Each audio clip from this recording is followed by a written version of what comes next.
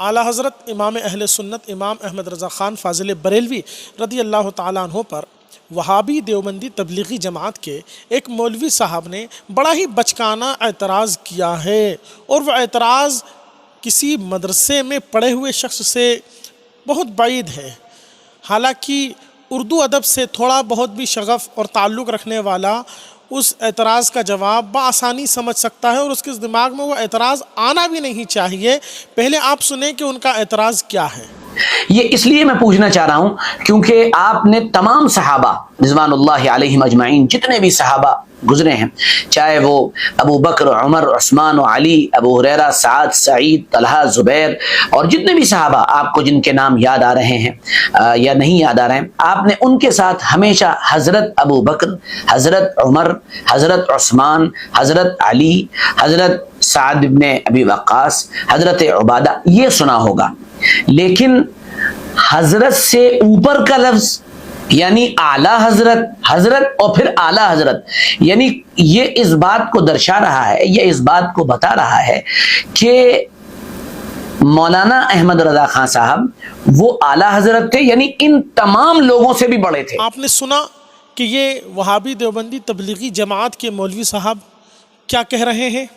کہ مولانا احمد رضا خان صاحب کے ساتھ لفظ اعلیٰ حضرت بولنا یہ بتاتا ہے کہ تم صدیق اکبر کو حضرت کہتے ہو، فاروق اعظم کو حضرت کہتے ہو، عثمان غنی اور صحابہ کو حضرت کہتے ہو، اور مولانا احمد رضا خان صاحب کو تم اعلیٰ حضرت کہتے ہو، تو اس کا مطلب یہ ہے کہ تم صحابہ سے بڑا مولانا احمد رضا خان صاحب کو مانتے ہو۔ اب اس کا کیا جواب ہونا چاہیے، کیا جواب نہیں ہونا چاہیے، یہ تو خود علماء دیوبند ہی ان کو سمجھا دیں تو بڑی اچھی بات ہوگی۔ میں صرف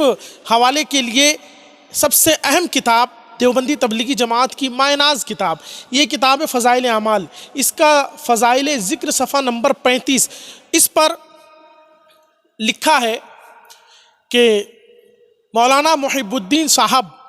جو اعلیٰ حضرت مولانا الحاج امداد اللہ صاحب مہاجر مکی نور اللہ مرقدہ کے خاص خلفاء ہیں۔ یہاں آپ دیکھیں کہ اس فضائل اعمال کے اندر مولوی اشرف علی تھانوی صاحب کے پیر و مرشد حاجی امداد اللہ صاحب کو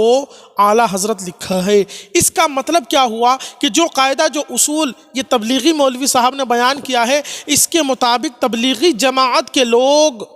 اپنے پیر و مرشد یا اپنے شیخ